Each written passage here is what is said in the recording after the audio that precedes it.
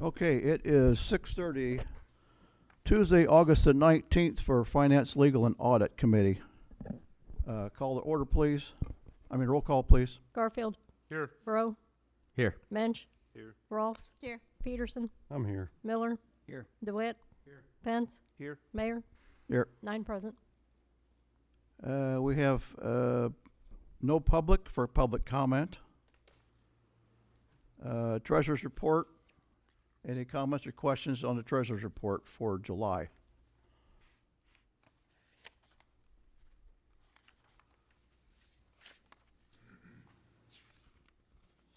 All right, if we have no comments or questions, Treasurer's report, I need a motion and a second for approval.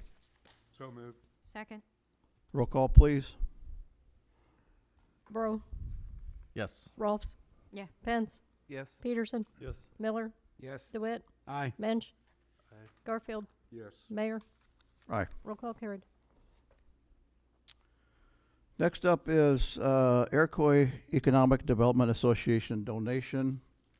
This is an annual donation that we do for Angel Crawford.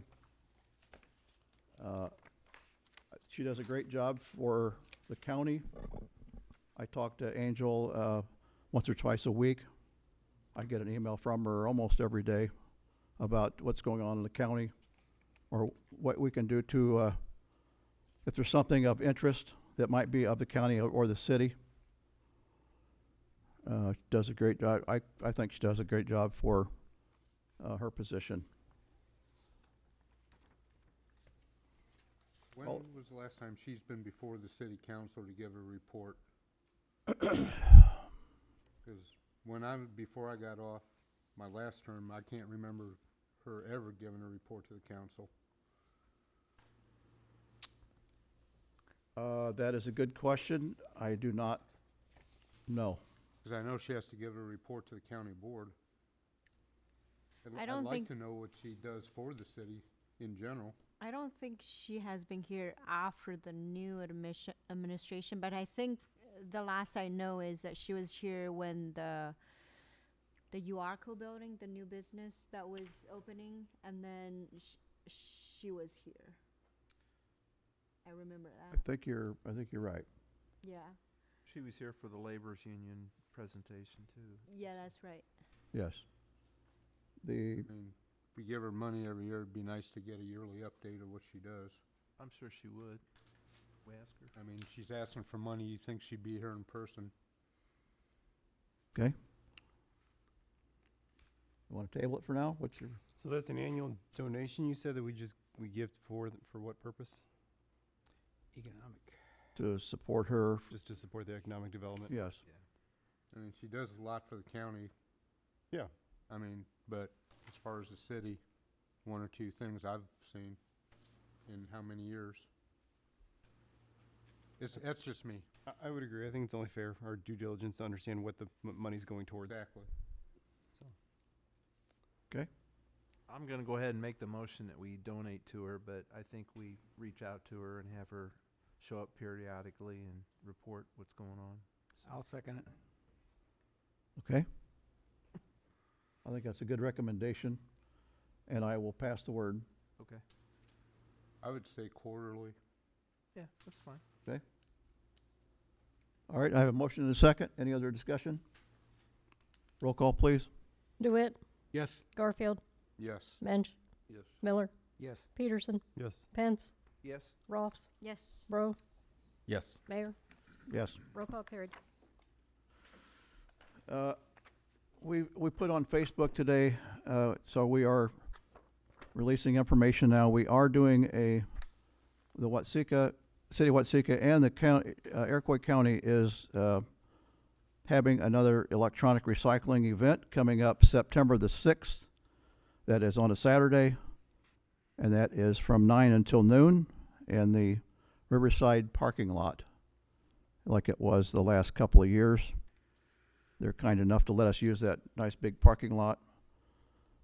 We have cones set out to help people get in line and to make it somewhat orderly. If people would enter in off the road west of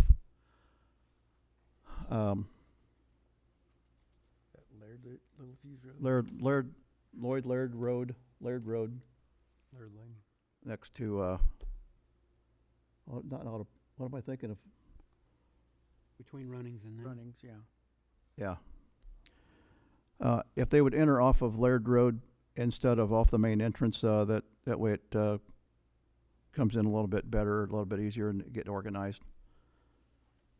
But we just put it on Facebook today. We've had a lot of good response the last couple of years. So I just want to make sure the public was aware of that. We're announcing that. Can we make up some signs put out by the curb to kind of control traffic? Will you get the sign from IPC again? I will we reach probably out can. to them tomorrow. Sure. Okay. I think that worked well, putting it that vacant lot before Laird's Lane. Yeah, Yeah. I will. Volunteers. Yeah, if somebody would like to volunteer to help out with that, to help cars get through the process, please contact me here at the City Hall, of course, before the event.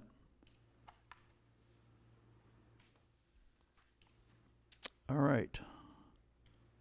Next up is employee health insurance. And present is Mike Lynch,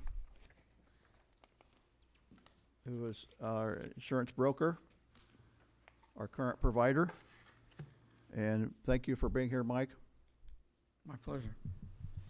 And Mike has some information for us. It's all yours. The plan renews 9/1 of this year. It is currently with United Healthcare. We went out to market and contacted Blue Cross Blue Shield, Aetna. From both, we received proposals. Nationwide, who is now in this field, they declined because of their inability to be competitive. And Trustmark, who only writes what is called a level funding proposal, and they don't write those proposals for municipalities. And last but not least, Cigna, and they gave us an electronic declination because they don't believe they'd be competitive. So we got quotes from UHC, Blue Cross Blue Shield, and Aetna. I believe, Kathy, you've given this out, correct? Yes. The renewal first came in at an 8% increase. If you're looking at the sheet, there is at the heading UHC renewal 9/1 of 25, and the first two columns are the current plan, the second two columns are the renewal plan. And you'll see there from left to right, there's Plan 1, which is a $1,500 deductible. There's 3 per family. After the deductible satisfied, it's 80%, 20% paid by the insured, up to a maximum out-of-pocket individually of $5,000. You'll follow down office visit copays, $20 PCP, the primary care, and $40 specialist. ER copay is $250. Urgent care is $50, and then there's a 3-tier RX copay. Generics are $10, mid-tier is $35 and $60. There are 28 people in that plan, and if you move to the next column to the right, that is a higher deductible of $2,000. The family deductible in this plan is twice, so there's $4,000. 80% up to $6,000, and they have a $30 primary care copay, $60 specialist, $250 ER, urgent care $50, and the same drug card. And there are 2 people in that plan for a total of 30 lives. The far right 2 columns show all of those plans with an 8% increase. As we were putting this together, I sent it out to Kathy to get this on the agenda. And at the same time, my UHC sales rep called me and said that he had gotten some permissions to discount plans, which tells me that likely the medical claim scenario over the last year was pretty decent, and I think it probably was. I haven't heard to the contrary. They knocked off 4%. So the increase at this point is 4%. That 4% saved about $10,593 just by the discount. And it's the same two plans as were previously spoken about on the previous page. So the base bottom line is 4%. If you'll go to the next page, which should have a heading on it, UHC Alternatives, you'll see some alternatives that United Healthcare sent us, and I'm putting it on here for your consideration so that if the Finance Committee needs to save some money, here's an alternative way to do it. First two columns is the current. Second two columns is the 4% increase. You'll see there the difference in the annual cost between the 4% and the current is $275,170 versus the current at $264,632. So in each of those scenarios, you can do the math and see what it comes out to be. The third column of twos have increased their deductibles. In the first column there, it says $2,000 instead of the $1,500 deductible. So that was bumped up $500 in the deductible. The out-of-pocket is up also, and in this plan it would be, instead of $5,000, it's $6,000. Those two alternatives, and the second one being, we bumped that to $2,500, which was $2,000, and the out-of-pocket maximum was $6,000. It stays at $6,000, and for those two plans, they receive an increase of about 0.6%. So you've got the difference between $266,000 versus $264,000. And then the last two are plans which increase the first plan by $1,000, and it's reflected in the out-of-pocket, which is $6,000, and you'll see back in the original plan it was $5,000, but all the copays and drug cards are all the same. Same thing with the plan. At the end, the deductible is now $3,000, up from $2,000, and the out-of-pocket stays again at $6,000, and all the copays and such are the same. Here you have a negative 0.3. So your current expenditure is $264,000, and this would be about $263,740. You can look at this in a variety of ways. It's an inflation factor that you could look at and discuss, but it's all dependent upon your budgetary needs and how you want to look at it, and I'm sure you'll discuss it with your employees. If you want to go to the next page, I'll show you what the market sent back to us. The next page shows us the Blue Cross Blue Shield pricing. And their plan is somewhat unique. It's a smaller network plan, but it's got a tiered deductible. In the small network, it has one deductible, and then it goes to the PPO network. It has a different deductible. Generally, these are very competitive. But after taking note of the conditions in the group, and I don't know if any of you remember from past years that in the small group scenario, what they do is they take all the ID numbers and they belong to a service which they send these ID numbers into, and the RX, the prescription drugs, tell them what the conditions of the people in the group are, and they rate it based on that scenario. So here, Blue Cross, and you'll see that the first two columns, again, are the current plan. The second two columns are the 4% plan.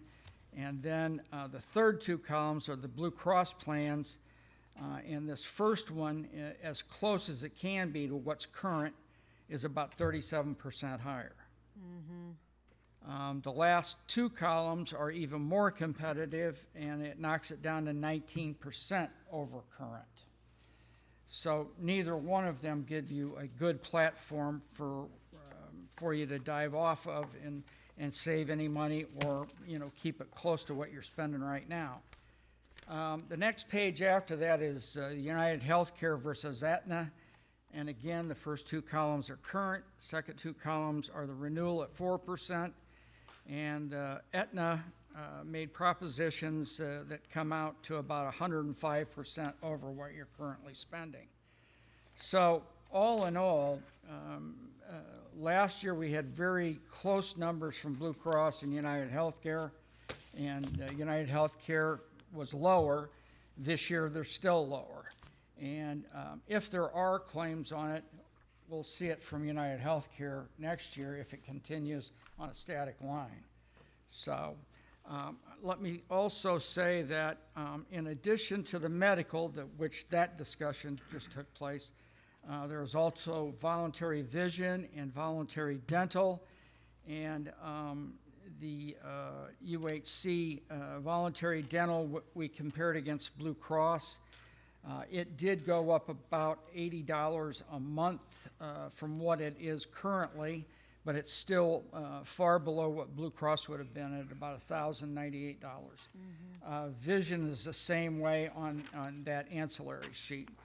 So all of those things taken in one basket, I believe United Healthcare's got the upper hand from a pricing perspective. I'm available for questions at that point. Laura, are you happy with the UHC, current that one that you have?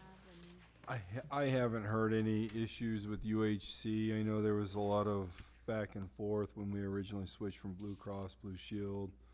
I haven't used it a lot, so I don't know firsthand, but I haven't heard a lot of complaints. Okay. I haven't used it, but nobody comes to my office complaining, so. Okay. We switched to Blue Cross recently. We had UHC before. We had no issues with UHC either. Okay. Actually, might have UHC and then Health Alliance, and Health Alliance is out of the game now. Yeah. So, is I'm assuming this is 100%. There's no employee-employer split ratio. It's So- not written down It's not there written for down that there. purpose, but Okay. there are splits There is in there. in every category. Okay. Benny, Is there- Kathy, you know it, don't you, off the top of your head?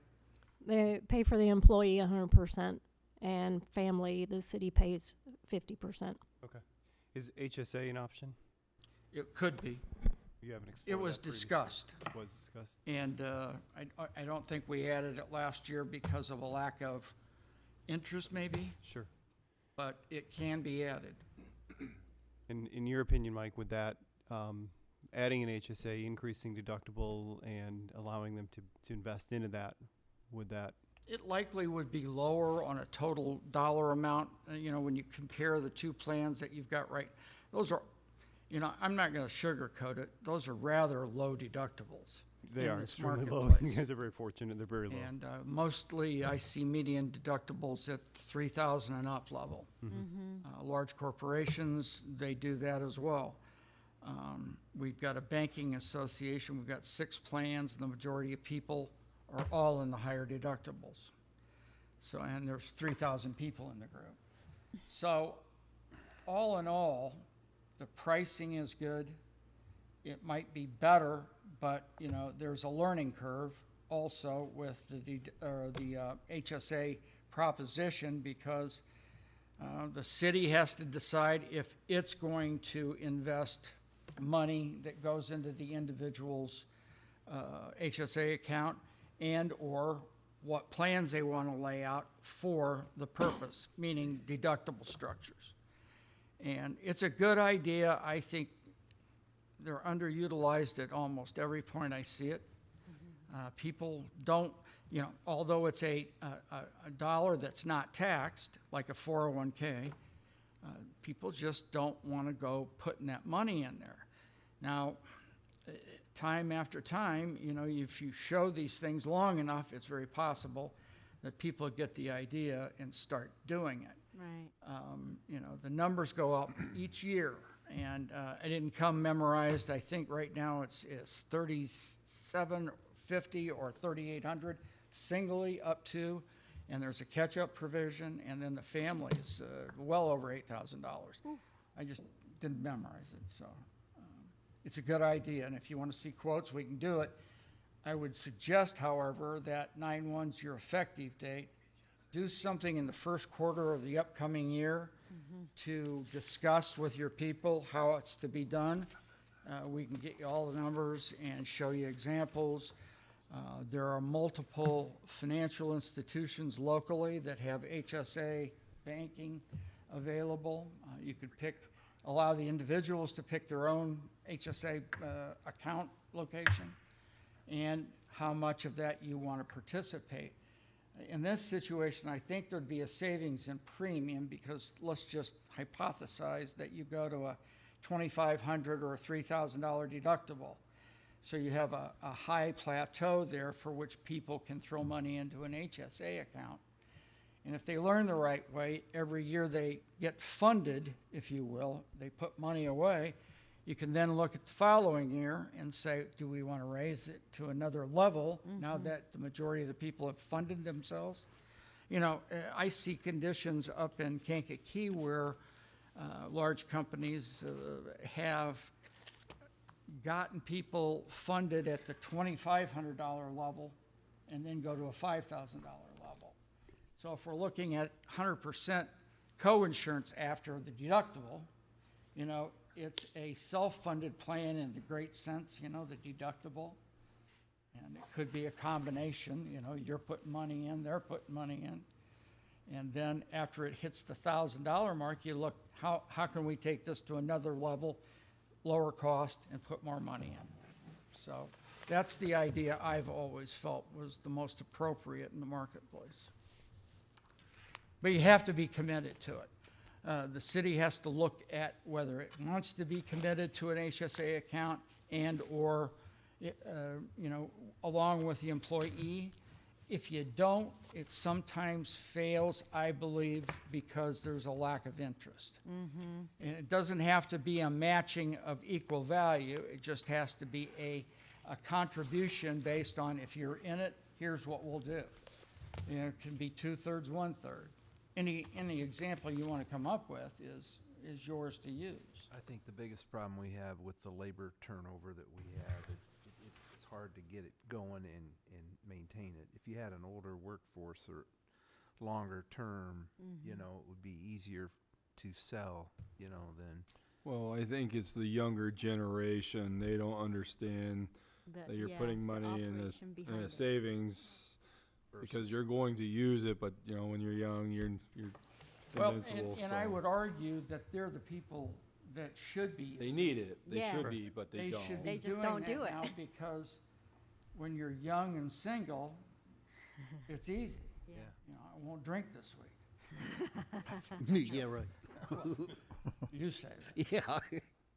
I'm just saying that I think that these guys, correct me if I'm wrong, some of these guys are raising families, and times are tough, man. They're not gonna take another With dime out of families, their Charlie, check. that's a whole different thing. If you haven't participated before, Right. it's tough to start out That's and what I'm say, I'm getting going at to take a little or something close to $4,000 and dump it in a savings account. Yeah, those guys aren't gonna. It's just like a 401. Yeah. It's Yeah. tough to Yeah. get people to contribute into these things. Like you said, Right.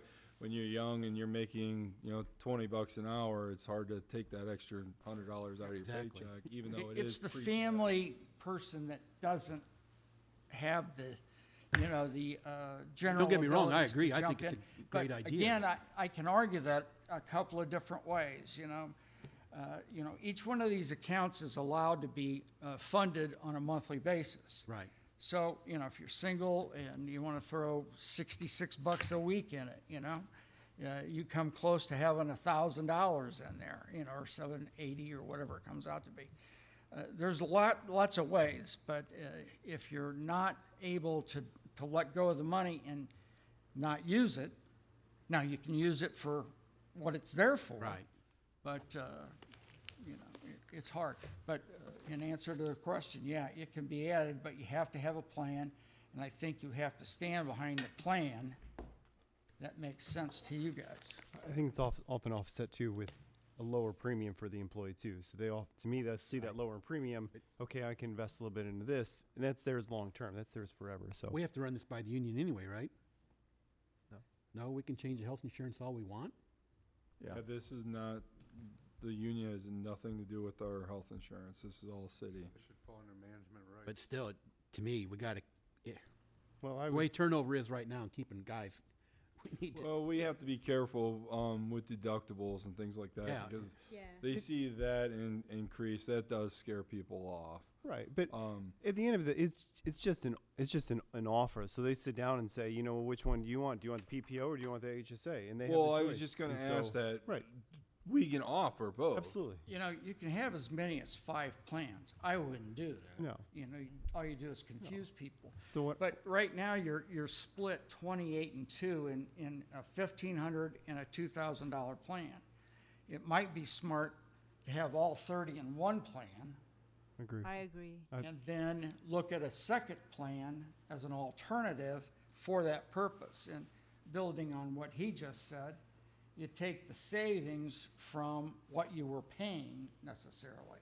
You know, if I'm paying, you know, $100 and now I'm paying 75, well, 25 bucks goes into the HSA.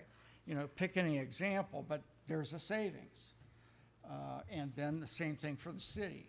You know, if they're paying 100% of the employee's cost and somebody wants to join or, you know, jump into a HSA plan, you know, you'd have to do the same math. So my question is that if we do add that, how much would the employees understand it? You know what I mean? Like, Well, we'd have to come out and do some in-depth, you know, Lauren just said, you know, 401k is a lot like it, but the difference is there are some scenarios there, I can borrow against my 401k in some circumstance. Can't borrow against this, but you can use it to buy anything that falls into that category of a health savings account, which is a list that the IRS, comes up with every year, and it's on SS, I forgot what the site is. but, yeah. So it can be gotten, it's very easy, but they have to sit down and then they have to plan appropriately. yeah. If I'm single, that's easy. I know how much free money I have likely. If I've got a spouse and I'm going to insure her under the plan, well, you have to talk to your spouse and get an understanding of the dollars that you can take out and put in your HSA. Same thing with the families and the children. It just takes some education. If they don't have it, it's a failure, and they ignore the plan. Mike, I like your suggestion. That's kind of what I was thinking is we move forward with one of these plans now since you have a 9/1 start. And first quarter next year, if you if you guys are okay with it, brings forth some options and we can just start exploring it. Remember, the rate starts 9/1, but the calendar year dictates a lot of, you know, the plan starts over again, deductibles.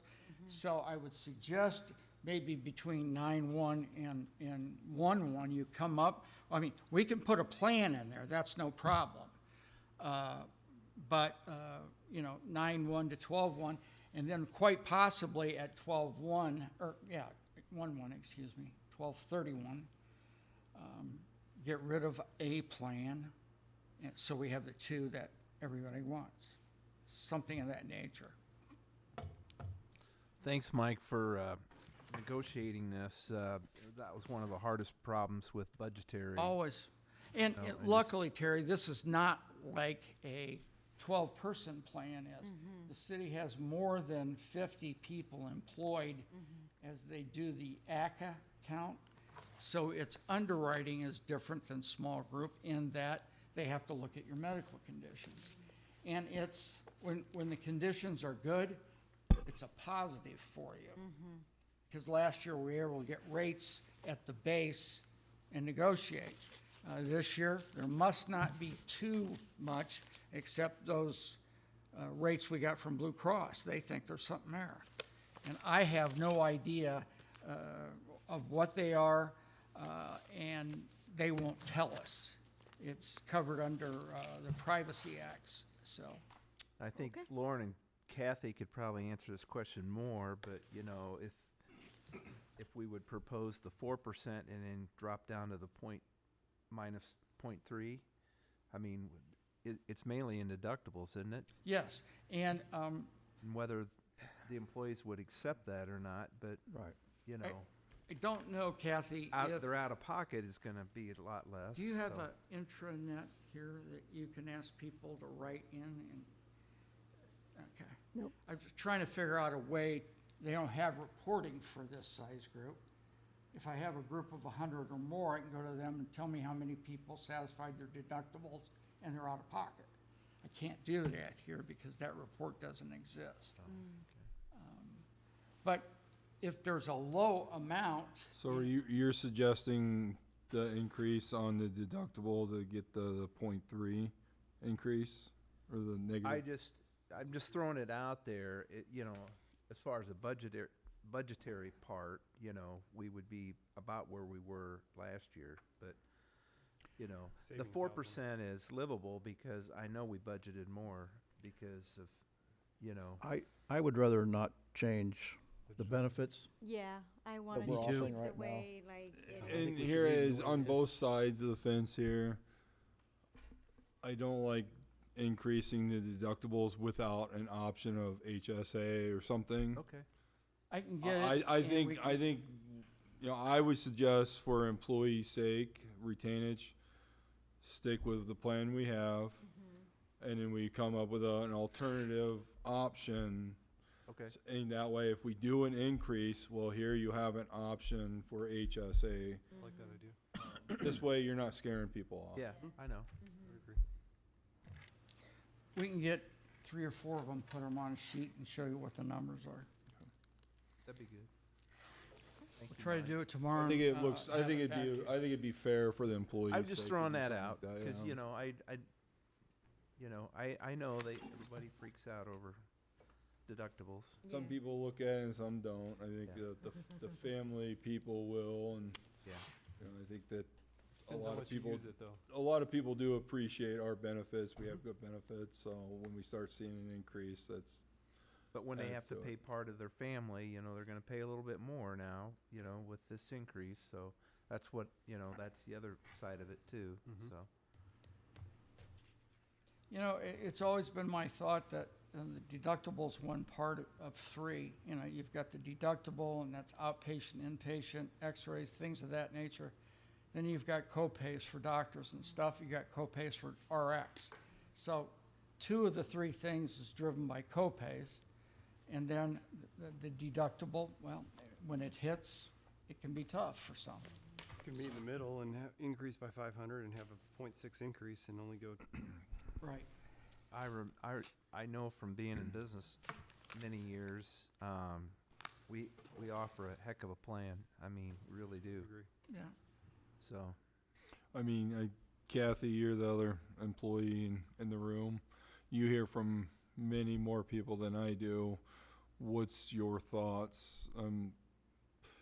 Do an increase or try to get an alternative before you do an increase? I mean, we're going to see an increase out of the paycheck, no matter what, right? I mean, whether it's Yeah, but that's where if you every 2 increase- weeks or when you use it. You increase the deductible, the premium stays essentially the same. Yeah, so I mean, it's $500 not a whole lot. it's whether you use it or not, you're gonna see it. So I mean, what's your thoughts, Kathy? If it was me, I would just stick with the 4% and move just on. Mm-hmm. That's, pay that's, pay it out of the paycheck and yep, yep. You know what? I'm sorry. With that said, that's a 487 to 489 is really nothing to balk at. There's hardly any change there at all. But the family jumps a little more, but, yeah. By $6. So Okay. Okay, You don't want to give them too many options too. That's just going to confuse Just everybody. gonna say, too many options, just no. Yeah. I'll get you Let's two or keep three it simple and HSA deductibles to look at, and you can either plan to do it now or plan to do it next year. But get a thought process down, and so you know how to go about it next year, and who's gonna fund what. And maybe it's a group discussion with Mike and the employees to determine even if it's something anybody's Yeah. interested in. Right. Yeah. Yeah. Instead And of wasting a bunch of It time. boils and- down to education. I mean, we went through it ourselves. I mean, it's scary at first, but, when you look at the alternatives, it really is a good. I just don't see the guys putting money aside. You and me both. I A don't- lot of no. those guys down there, Paycheck even the to police paycheck. department, they live paycheck to paycheck. I know. I got guys that come in first thing on Fridays when we get paid saying, "Can I have my check?" So Yeah, I know. if they're living paycheck to paycheck and trying to buy eggs, I don't know how you're gonna get them to put money aside. I know. You're not. I do that on Friday. You're not. The jerk that writes my paycheck. Can't argue. That's just my observation. I just don't know that you're gonna get anybody to put money I aside. couldn't agree more. Yeah. Well, that's why I was questioning if people would come complaining to you about a $20 increase on their paychecks for, the family plans or whatever it would actually be. What is it? It's not much. It's not much. I think they can swallow that easier than they can putting away $50 every 2 weeks.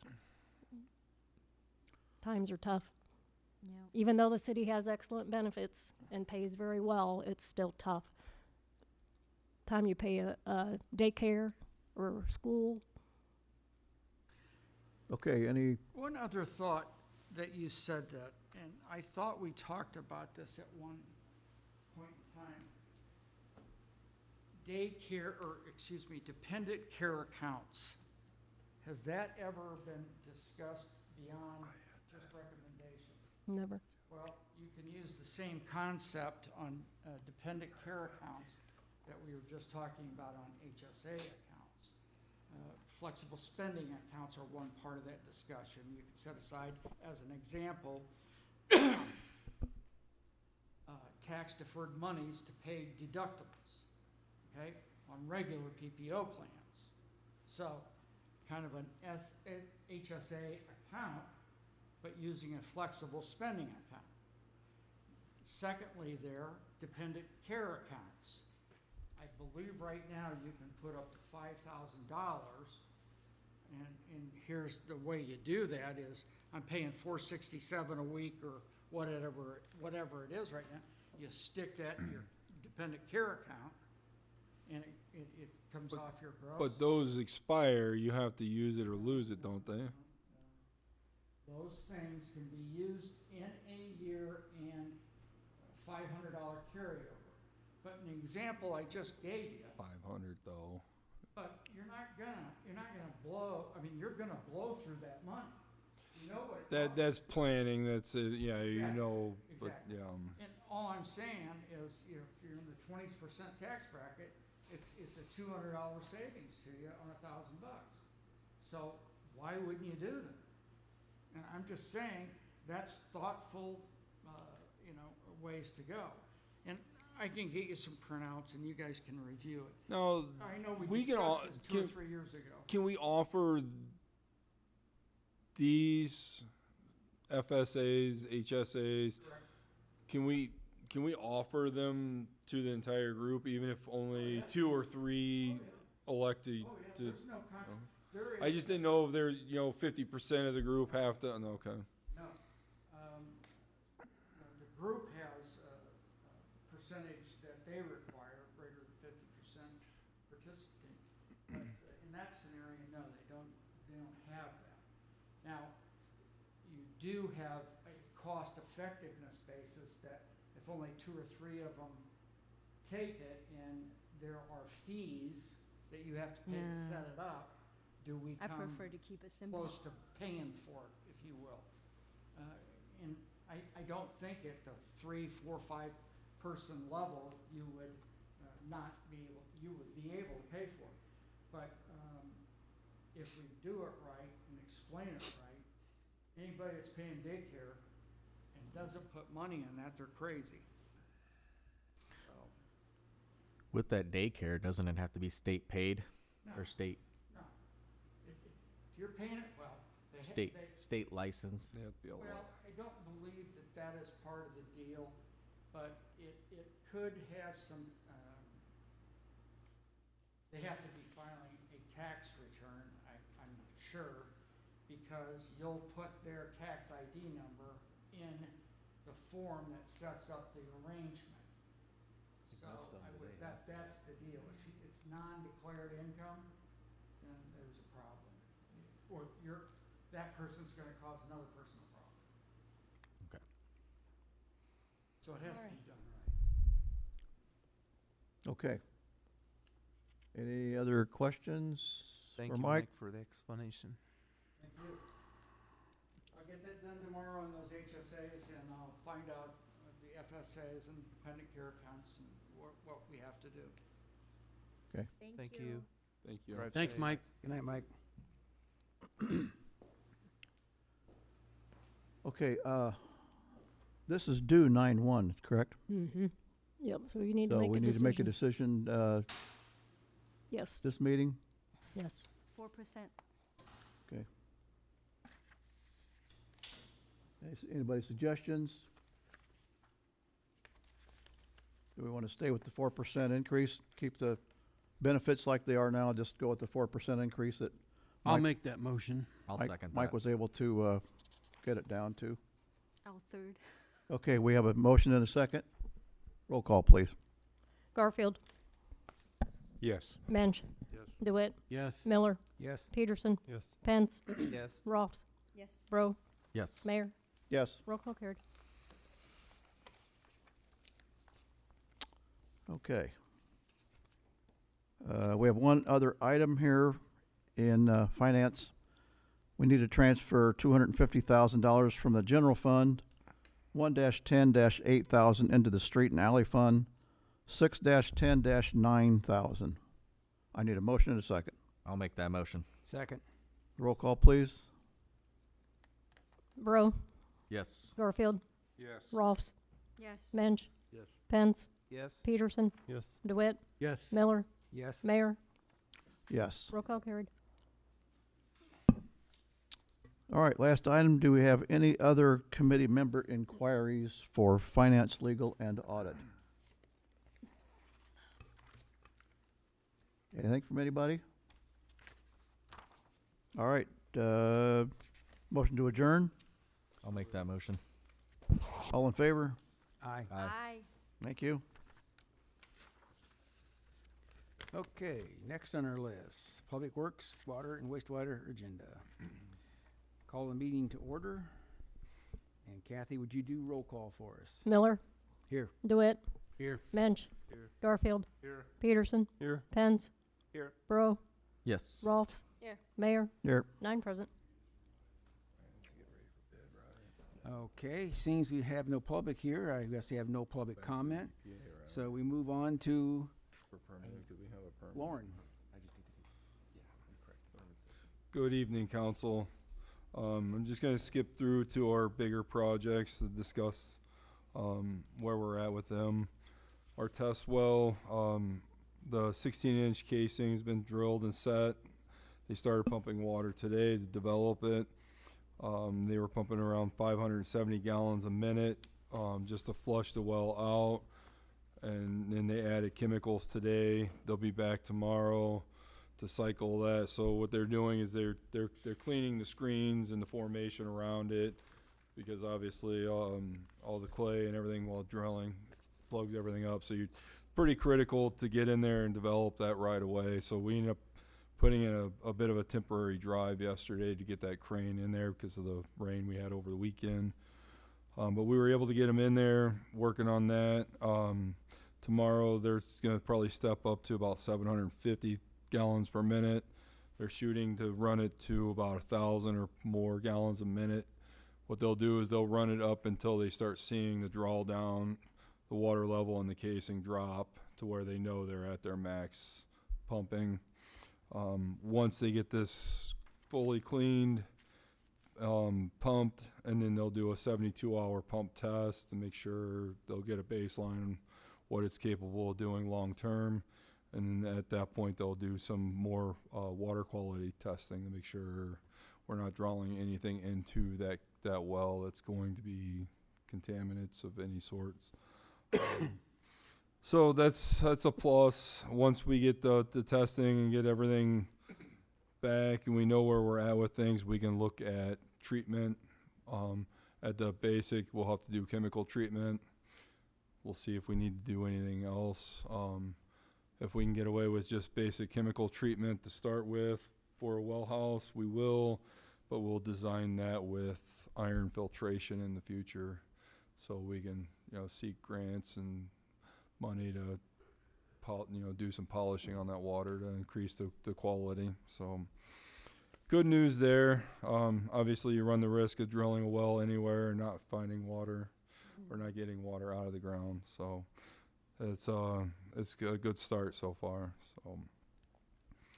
So next big project, we are looking at the grant. We got the $450,000 grant and the low interest loan for the Elm Street project. Keith's been revising the plans. We met last week discussing some of that as far as where we're going to end up at. So I'm gonna let Keith fill you in as far as where we're at with that plan and bid. Yep. So the whole project was permitted through the EPA, so we have the ability to construct the entire portion. The city will construct it from Sycamore to Brianna, and then we will bid out the rest of Elm Street. And it's just a matter of the EPA, I think I'd mentioned before, they've updated some of their front-end documents. I've got those incorporated, and I'm just making changes to the plans, the part that will go out for bid. I will send that back to the EPA. It's not for permitting, it's more for the loan and the debt forgiveness portion, but the EPA will review that, and then at that point, we'll be able to go out for bids on it. Expecting to go out the bid by end of year, to where we can schedule this for next summer's project as well. So water main projects, the Belmont and 6th, that started 7/21. Currently they are done on Belmont with the new 8-inch water main, all the new service lines to the homes there, including the school. Unfortunately, they're struggling to get water samples passed on the section of main from Belmont and Lincoln to 6th, so we have not been able to complete the connection on 6th Street. They pulled their 5th sample today. I suggested to them to rechlorinate that section of water main. I hope they'll do this tomorrow so we can get past that to make the final connection and install the last hydrant there. There's only one service that's tied into that section of water main. There were some delays in this project. We found that there is a 4-inch water main running off of Grant Street through an easement down Lincoln, tying in at 6th and Lincoln. This main was not on any maps, so we struggled to isolate that area. So just through valve exercising, a little bit of guessing, picking things apart, we discovered a 4-inch water main that was installed at some point in our lives. So that's now on the map, but that created another tie-in over there. So we're going to see some increased cost on that. We added a valve to speed the process up to isolate Belmont from the other portion. Had we not done that, we still would be waiting for sample results to be able to put in all the new services. So last week we decided to put in a valve at Lincoln and Belmont to isolate that, to pressure test it, keep things moving. As you can see, the sidewalk unfortunately heaved during the boring process. The ground was hard. I feel that their subcontractor got in a bit of a hurry. Instead of reaming the hole a couple more times to open it up, they decided to pull and heave the sidewalk 4 to 6 inches in some spots. So we decided, with the condition of the rest of the sidewalk, we already had multiple holes open for the boring pits. We removed all the sidewalk, and IPCs currently, they've replaced up to the track at this point. Unfortunately, with the rain delays yesterday until today, they weren't able to do any concrete work today. It was too muddy. So they are scheduled to pour tomorrow at 9 a.m. So not exactly how I wanted this project to go. There were some delays on their end starting the project. So they were supposed to be completed August 9th. Unfortunately, we're into school now and it's not quite 100% done, but they did put a lot of effort in last week to get things rolling this week. Paving's done, curb work's done. Martin Avenue's about to be opened up. I know we're seeking to do an ordinance next week, hopefully. They'll be on the agenda for next week. We have to do an ordinance for the extension and stop sign there. So Compliments to you guys, to IPC, and everybody who worked very hard to try to get this job done. They worked on Saturday, and I mean, they were just, everybody you could tell was working hard to get it done for school. So thank you. Thank you, guys. well, I appreciate everybody's patience. I know a lot of people were pretty concerned about it being a complete mess, and I tried reassuring everybody it would be a usable area, and I believe that we're at least to a point where it's a safe zone for the kids to at least get to and from school, and parking's open, so we're in pretty good shape.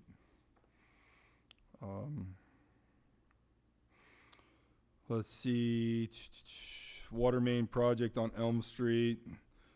We've had some delays on that. Our VACCON's been down, so I'm unable to do some potholing. We're actually going to go ahead and start excavating tomorrow, so that's going to start taking off in the next day or so. Plan on getting that completed by the end of September. And we are going to go ahead and make that complete loop to the 4-inch main by Sycamore on the west side of Sycamore, with the rest of that project being delayed until next summer. I don't want a dead-end water main. If we're gonna run 2,000 feet, we might as well run 2,080 feet and make a connection. So, 2nd Street water main project, it's still in design. Keith and I have had several meetings over that. The water mains, the placement's going to end up being on the east side of 2nd Street instead of the west side. The current water main is on the west side. There's some sanitary conflicts once you get to Washington Street north. So looking at everything, it looks like the east side of 2nd is going to be the best location to install a new water main. Keith's hard at it. I know they've been working on the topo over there. I think they're right now doing some tidal work to confirm some right-of-ways. So we should know, what, a couple weeks? Well, I'm working on conflict, water main, storm sanitary conflicts. I'll have that to CAD. If it gets done this week, I'll be submitting to EPA. That'll be for our permitting set. Now, the topographic survey and the tidal work will clean up exactly where the right-of-way is, and if we have to make any adjustments to the alignment, but we'll at least get the ball in the EPA's court so they can get that permitted for us. So that will be completed before all the tidal work is done, but I will need the tidal work before we can have the construction plan set out for bid. But at least we'll get that permit, which is sometimes a month or two process with EPA. Are we anticipating boring that, or? We're going to have an alternate, a bid alternate to where you can open cut or bore. It gives flexibility to try to entice different contractors to come in.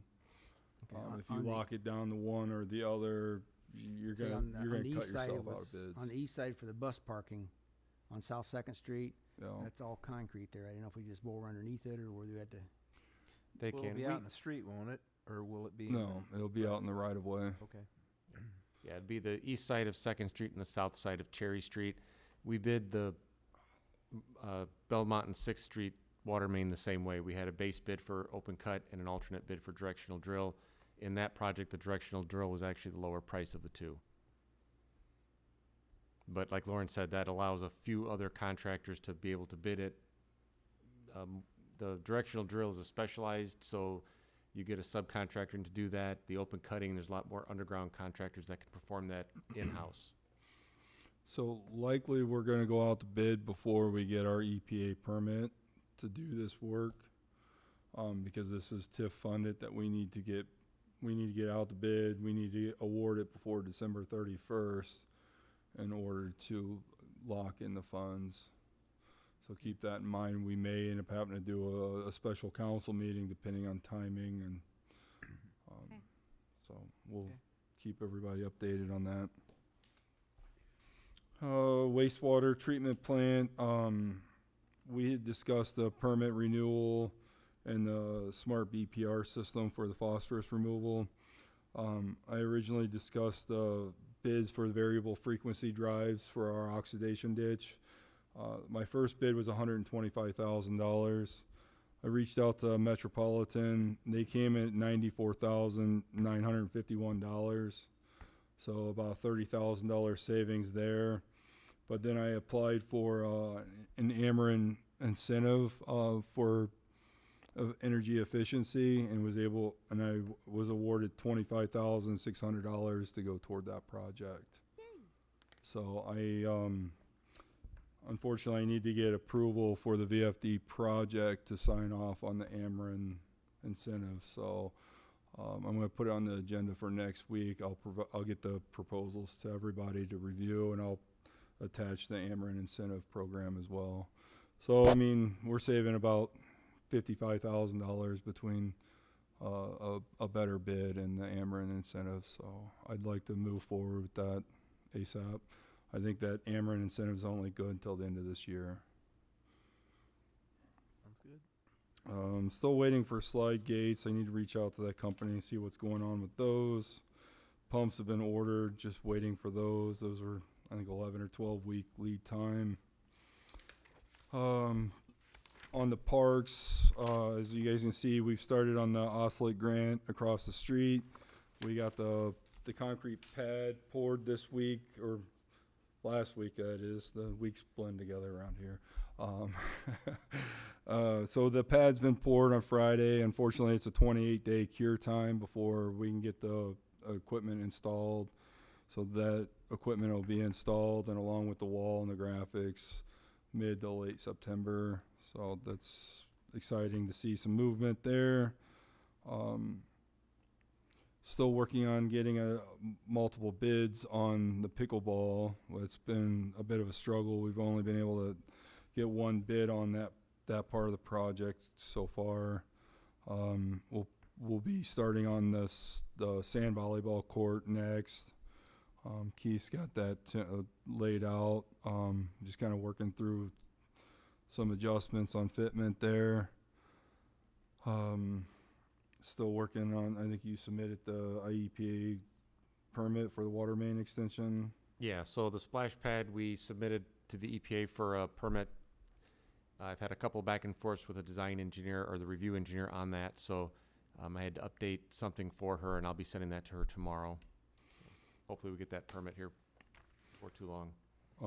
Once we get that permit, we want to run that water main in there so that way it's ready next year for the splash pad. No other real updates on the Oslet grant. One update I didn't put on my sheet here is the Donovan Park. The title work was completed last week.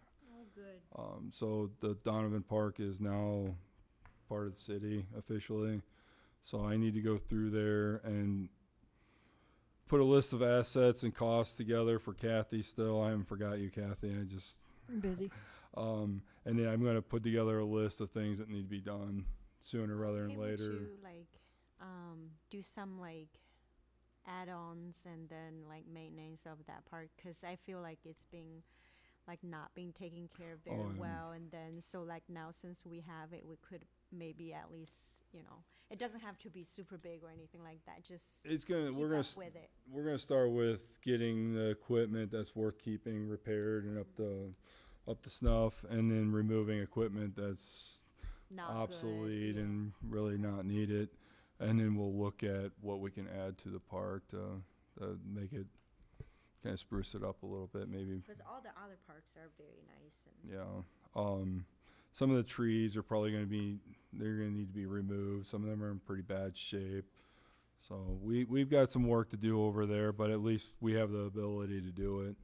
And we're adding it to our insurance, so at least I think everybody in the community is gonna feel a little more secure utilizing that park. Street projects, the Martin Avenue extension, like we talked earlier, it's done. We need to add the stop sign into our ordinance just so we can enforce it. TIF, you know, the rest of Belmont and Martin Avenue was TIF funded, so that's, I mean, they've got that striped and everything, so that's, we pretty much are at the point where we just need to do a walkthrough on that for a punch list. So that's in pretty good shape. Street sweepers currently running the full route. And then Cherry Street, the plans have been sent to IDOT. Keith got confirmation a little bit ago that they will have that posted Thursday for bids. That is a 2-week bid process. So we're looking at doing a special called council meeting early September once we get the bids back for approval, so we can try to get Cherry Street paved yet this year. Awesome. Yeah, you could have a meeting as early as the 2nd if you wanted. It's a Tuesday. Monday's the holiday for Labor Day. But at that point, anywhere from the 2nd on, we'd be eligible to have a meeting to approve it.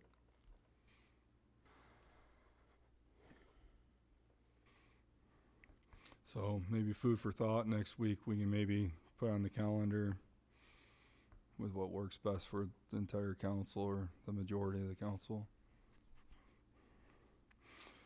Last thing on my list is staffing. Unfortunately, we've had 2 employees leave the city, so we're down 3 employees. One of them being our foreman, seeking other opportunities. Unfortunately, there's a lot of opportunities out there for individuals with the skill sets that they either learn here or have here. So, not a good situation, but the world continues to revolve and we'll get through it. So we've got a couple candidates applied. Probably be holding some interviews early next week, try to get some more people in here and fill positions. We've got a couple of good candidates applied, so I think our wages are finally getting to the point where it's enticing people to actually apply again. So, I mean, we had good feedback from the individuals leaving. I have them do exit interviews, and Kathy keeps them on file. They feel that our benefits are fair and our wages are fair and the work environment's good. They just opportunities make more money elsewhere. So it's a shame, but it's this economy makes it tough, and it's, you know, talking about health insurance. It's you have to try to keep benefits and wages at a fair level to keep people, you know, enticed to stick around. Unfortunately, like, you know, we're talking earlier, everything's so expensive. When you start pulling an extra $20 and $50 out, it makes it tough when you're at, you know, $20, $22 an hour on wages. So, but, you know, with some of our recent improvements to our union contracts, I'm hoping it helps retainage with, you know, apprenticeships and things like that. So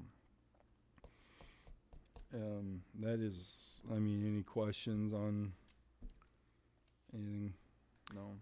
I'm going I to don't know ask, if Keith's got any updates he wants to provide, or if we touch bases on everything. I've had some inquiries about, from the public. I'm going to ask Keith to explain to the public again why we paved Martin Avenue and Belmont to Fairman instead of somewhere else in town. Could you explain what TIF is and why we did that instead of somewhere else in town?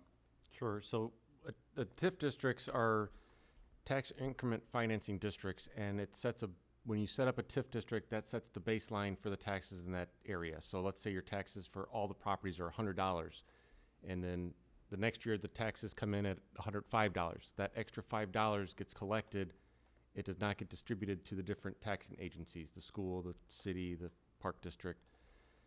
And those TIF districts have a sunset where they last only, is it 20 years? 23. 23 years. And after the 23 years, if the money's not spent, that money then gets distributed back to the different taxing agencies. So it's really a use it or lose it on the city side. The existing portion of Martin Avenue subdivision, that was put in almost 20 years ago, maybe 18 years ago. So it was, if you had driven it, you were starting to see that the surface was starting to break up in locations. When they milled it, the asphalt that was remaining was actually in better shape than I thought it would be, but when that surface starts breaking up and water gets in, it gets to the next layer of asphalt and to the stone below it. So sometimes there are roads that need to have work done to them where other roads might seem worse. It's spending the money where you get the best bang for the buck. You know, when a road gets to the point where it's a reconstruction, those are very expensive, so it's better to spend money on improvements that will maintain that road's length. So that road lasted for 18 years, 20 years. This mill and overlay should give it another 18, 20-year life. So that was because that was in the TIF district. That's why the funds were spent there, maybe not on a road somewhere else in town. It also coincided with the Martin Avenue extension now to 10th Street, which is going to open up that entire area. In fact, I was at the site today, and this, you know, where the kids all have to come out to Belmont, I was a little bit terrified because with all the cars parked on Belmont, you can't see. So again, with the other part of Martin being extended, now having access, it'll be a safer environment for the students and people in that area. Provides another access for the assisted living center down there as well. And the money has to be spent within the TIF district or an existing TIF district that touches that TIF. Currently, 3 is expired, 4 is about to expire, 1's been expired. So you can't just take that funds and put it anywhere you want in town. It has to be within that TIF district. So you're limited on where you can spend that money as well. There are 4 TIF districts in Watseka, and there are very specific what streets those districts are in. And TIF 1 and 2 they have no funds left. And those are on different parts of town. And So they've if we're been gonna- expired. And they're expired and the funds are gone. So if we're going to do a road somewhere else where there's no TIF available, we're gonna have to plan, and which we are going to do, plan for our city funds to fund that road project, resurface, mill and overlay, another part of town. And we'll have to come up with either some MFT funding or some city funding to resurface those streets that are not covered by a TIF where we have funds. So I just wanted to kind of, maybe it confuses more people now, but I wanted to try to be more specific about why we did what we did. Yeah, so the MFT money can be used on any street in town. That motor fuel tax, any street in town. However, like you say, the TIF funds have to be expended within that TIF district, so that limits what streets we have available. And a reminder to the public that we only receive about $200,000 annually in MFT funds. So, you know, if people are buying fuel out of Watseka, that is cutting our funding down for our road projects. So, you know, a reminder to the public, buy fuel in Watseka to help fund the road improvements. But we are working on short-term and long-term road project funding so that we can get some of those roads covered. There's a lot of roads in town that need resurfaced. And Cherry Street is one of these roads we're doing with the motor fuel tax, correct? Correct. Yeah. Okay, Yes. so. Thanks, Keith. Does anybody else have any comments or questions on this side? Okay, back to the exercise pad across the street there. I see you're running a sidewalk from the parking lot on the south side of that pad. Would it behoove us to continue that sidewalk to the main walk that goes around the pond? We looked at that. Unfortunately, the drainage, we need that opened up on the east side of that for drainage. There Okay. is a catch basin over there. If we looked at that. We were going to, if we continue that sidewalk, we would have to run some French drains of some sort under the sidewalk in order to drain off. Otherwise, you're gonna have Ponding? a pond on the north side of that sidewalk. Okay. I just thought it's a question I could ask. Okay, anything else? Lauren, did you want to bring up this Republic Services? That has to be. Oh. Yeah. So I didn't put the garbage service. So I had a meeting with Republic. We were looking at garbage funds and costs. Recently, we found that we were paying about $1,800 a month for the dumpster at the wastewater treatment plant. There's really zero reason to have another dumpster there when we have the 30-yard dumpster right around the corner at Public Works. So I'm going to look at getting a tipping dumpster that we can purchase for about $500 used ourselves, so we can just transport it with our own equipment. But that saves whatever $23,000. So we did away with that dumpster to cut costs. And then I had a meeting with Republic. Our roll-offs were up to about $1,500 every time they came and dumped that. So currently we do every Monday and one Saturday a month. So at a minimum we do 5 a month. So we were looking at, you know, a minimum of $75,000 without any extras, things like that. So discussing our concerns, our needs, our budgeting, we were able to get it down to, was it $685 a dump by having an automatic schedule with them. We do dump every Monday, we fill it every Monday. So this way it'll be set up an automatic Monday and one Saturday a month. Was able to cut the cost in almost half, and less than half. So we're looking at about $55,000 savings between the two adjustments. So I mean, Is that gonna be the price on any other dumpsters that we use through our demolitions? So they are willing to give us that price even with additional roll-offs when we do like certain cleanups throughout town. So That's awesome. yeah, so huge savings with Republic. Very good people to work with. They understood. And I did voice some other concerns we have with just the general residential pickups and things like that. So I'm trying to get confirmation. I believe that they quoted you guys a 4% increase on the residential. I'm working with them to try to get a 3.5% increase, just to continue to try to cut our costs to the minimum. Maybe Appreciate your work on that. push her down to 2%. Yeah, it's I don't want to push my luck too much, but No, I So- know you had a meeting with them, and also Alderman Miller met with them. I appreciate the effort on that. That certainly is a great savings. I mean, I just want, it's good to discuss that here so the general public understands that we are doing our part to cut costs. I know whenever we see increases, we have to roll that burden on the residents. So we do our part to try to cut costs and try to keep the garbage service even down as much as possible. You know, this year we froze the water and sewer rates. You know, the last thing we want to do is raise garbage rates, things like that. So we're doing what we can where we can to keep things at cost efficiencies. And, yeah, so I don't think we really need to go out to bid. I know there was some discussion on garbage going out to bid. I think the transition would be a nightmare to start with. So I feel that as long as they're willing to work with us and cut costs down, I think Republic's been a pretty good service for the city. So I think they said they've been with the city for 15 years. At least. Yeah. That's who was here when I came. Do we need to go to bid, or we need to get approval, don't we, on this? Yes, you do. So that is a contract price with Republic for the roll-offs. I want to say it's a 36-month contract.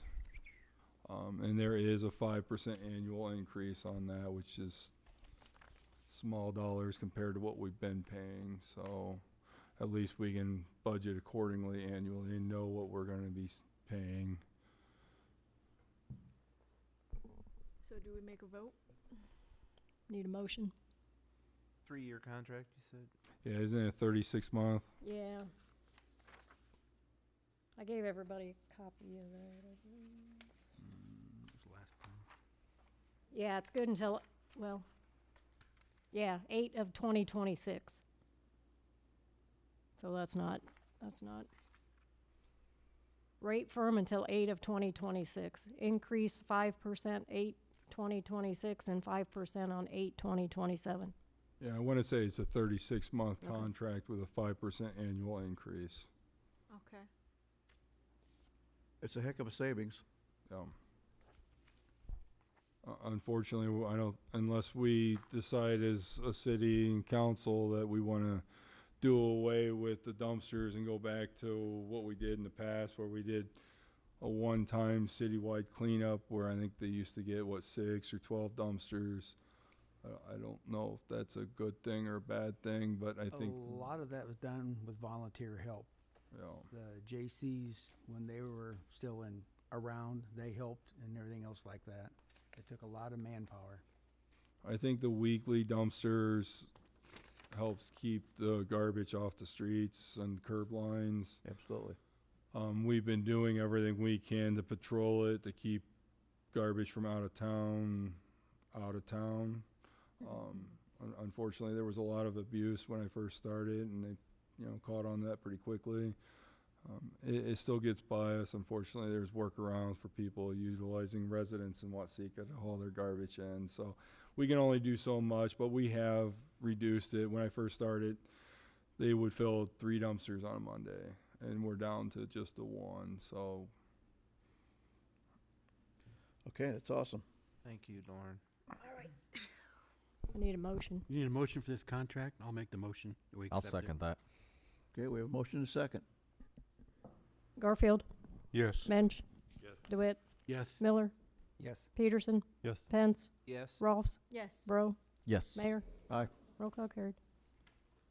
Okay, we have on here executive session, yes, union negotiations. yep. Do we need to shut the mics off? Yeah, or- but I need a motion to go in. Motion to go into executive session. Second? Okay, Will you Roll need, call. all in favor? Aye. Aye. Keith and Lee, right? need me for after the executive session, or? I don't think so. Keith, anybody else for Keith?